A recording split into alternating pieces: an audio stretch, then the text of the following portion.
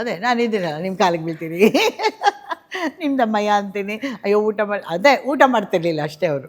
Okay. So ಹಾಗೆ ಊಟ ಅಡುಗೆ ಮಾಡೋದು ಕೆಡಿಸ್ಬಿಡೋದು. ಅದು ಅಂದರೆ ಕೆಟ್ಟೋಗ್ತಿತ್ತು ಅದು. ನಾನೇನು ಒಳ್ಳೆ ಕುಕ್ಕೇನಲ್ಲ. ಓಕೆ. ಸೊ ಮಾಡಿದ್ರೆ ಚೆನ್ನಾಗಿ ಮಾಡ್ತೀನಿ.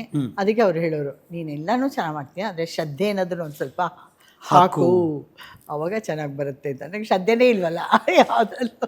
ಎಷ್ಟು ಚೆನ್ನಾಗಿ ಹೇಳ್ತಾರೆ. ನಂಗೆ ಶ್ರದ್ಧೆನೇ ಇಲ್ಲ, ನಂಗೆ ಶಿಸ್ತೇ ಇಲ್ಲ. ಶಿಸ್ತೇ ಇಲ್ಲ, ಇಲ್ಲೇ ಇಲ್ಲ, ಈಗಲೂ ಅಷ್ಟೇ ಇಲ್ಲ.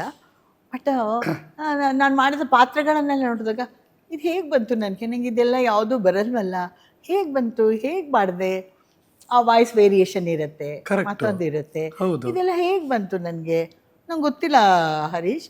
ಇವಾಗ ಸ್ಕ್ರಿಪ್ಟ್ ಕೊಡ್ತಾರಲ್ಲ, ಇದು ಹೀಗೆ ಮಾಡಬೇಕು, ಹೀಗೆ ಹೀಗೆ ಹಾಂ ಓಕೆ ಅಂತ ಅಂದ್ಬಿಟ್ಟು ಮಾಡಿಬಿಡ್ತೀನಿ.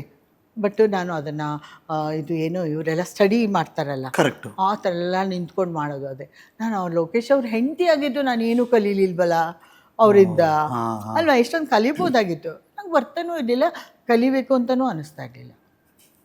ಅದು ತಾನಾಗೆ ಬಂದ್ಬಿಡೋದು. ಇವಾಗ ನಾನು ಮಾಡಿರೋ ಪಾತ್ರಗಳನ್ನೆಲ್ಲ ನೋಡು, ನೆಲ್ಲೂ ನಿನಗೆ ಒಂದೇ ಥರ ಅಂತ ಅನ್ನಿಸ್ಲಿಲ್ಲ. ಮೊನ್ನೆ ನನ್ನ ಮೊಮ್ಮಗ ಕೇಳ್ದ, ಅವ್ವ ನೀವು ಹೀರೋಯಿನ್ ಆಗ ಆ್ಯಕ್ಟ್ ಮಾಡಿದ್ದೀರಾ ಅಂತ ಕೇಳ್ದ. ಓಕೆ, ಮಾಡಿದ್ದೀನಿ ಮಗ. ಅಂದರೆ ಇವಾಗ ನನ್ನ ಮಕ್ಕಳು ಹಿಂದಿನ ಪಿಕ್ಚರೆಲ್ಲ ನೋಡೋದೇ ಇಲ್ವಲ್ಲ.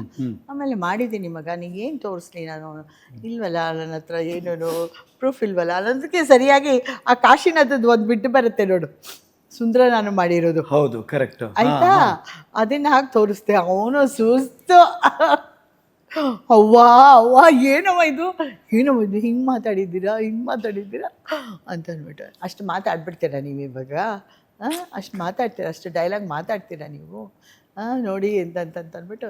ಅದೆಲ್ಲ ಹೇಗೆ ಬರ್ತಿತ್ತೋ ನನಗೆ ಗೊತ್ತಿಲ್ಲ ಮಾರಯ್ಯ.